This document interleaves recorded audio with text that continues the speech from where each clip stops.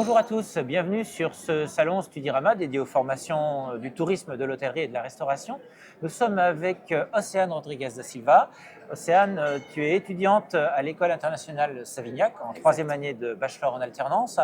Est-ce qu'on peut commencer par revenir sur ce qui fait la spécificité aujourd'hui, l'ADN de cette école Savignac que tout le monde connaît, mais c'est bien de l'identifier.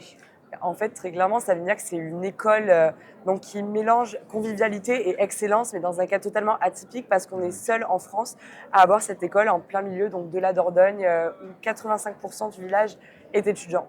Au niveau des programmes, au niveau des formations, qu'est-ce que l'on Ok. retrouve typiquement comme parcours au sein de l'école? Donc, au niveau des formations, on a vraiment de tout profil, de tous horizons.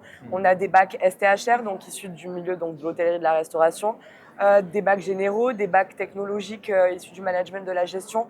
On ne se base pas vraiment sur un profil en particulier, mais vraiment sur une personne et sur des qualités personnelles. D'accord. Et ces jeunes, quel parcours leur proposez-vous? C'est des parcours typiquement en 3 ans, plus longs et de quel style? Donc, on propose déjà un bachelor qui se fait en 3 ans. C'est l'équivalent donc d'un bac plus 3. Ouais. Ce bachelor-là, il peut amener à un poste de responsable de service, donc responsable chef réceptionniste, responsable de projet, responsable F&B. On trouve vraiment pas mal de postes. Et on peut aller plus loin, donc le MBA qui se fait donc 2 ans après le bac plus 3, donc bac plus 5, où on peut avoir donc le titre de responsable manager dans le sens chef de projet, d'établissement. Franchement, les postes sont quand même plus hauts. Ouais.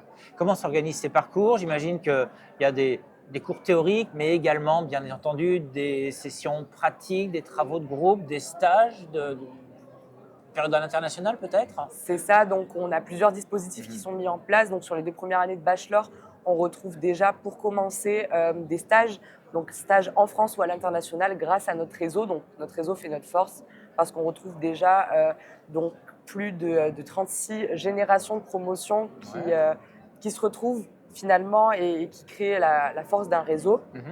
Voilà. Est-ce que vous pouvez nous décrire un petit peu les parcours que l'on retrouve à Savignac, notamment au niveau des stages?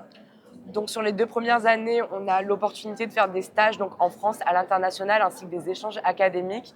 Sur la 3e année, on peut aussi retrouver ce genre de stage, sauf si on choisit la voie de l'alternance tout simplement, qui nous permet donc de se professionnaliser tout en allant à l'école. C'est un autre rythme, mais c'est tout autant formateur et c'est un autre type d'expérience, on va dire. D'accord. Et j'imagine que dans les programmes Bac plus 5, on retrouve également ces stages? Exactement. Sur la formation initiale, on retrouve toujours donc ces stages à l'international ou en France, mais on a donc 2 types de programmes d'alternance. Donc un dit traditionnel avec 3 semaines en entreprise et 1 semaine environ à l'école, mais on retrouve aussi un nouveau format, donc le format on appelle le nouveau format très clairement, Ouais. et on a un début d'année sur l'école, 1 an en entreprise et puis la fin donc du master, donc du MBA. Sur Savignac. Quels sont au sein de Savignac, après l'école, les débouchés possibles pour les jeunes diplômés? Alors, tout dépend si on parle d'un master ou d'un bachelor. Ouais. Comme évoqué précédemment, sur un titre de bachelor, on est responsable de service. On peut être responsable de salle, responsable de réception. Par exemple, là, je suis responsable, je pourrais obtenir pourtant notre titre de responsable commercial. Voilà, c'est vraiment quelque chose qui est formateur à être manager et à diriger des équipes. En fait, on sera en capacité de pouvoir guider au mieux les futurs managers de demain. Il y a vraiment du recrutement dans ce domaine. On parle beaucoup de ce domaine qui manque de bras, mais c'est la vérité. L'insertion professionnelle est facile. En soi, bien sûr, parce que c'est vraiment un corps de métier, l'hospitalité en général. Je ne parle pas de la restauration ni de l'hôtellerie, mais en soi, on est en perpétuelle recherche de nouveautés, de fraîcheur, pour déconstruire cette image qu'on a d'assez strict, d'assez carré, d'assez tyran de ce milieu-là, alors que pas du tout. On part vraiment sur des nouvelles bases. Et d'ailleurs, Savignac en est la preuve. On cherche des modèles atypiques et ça recrute quand même assez. D'accord.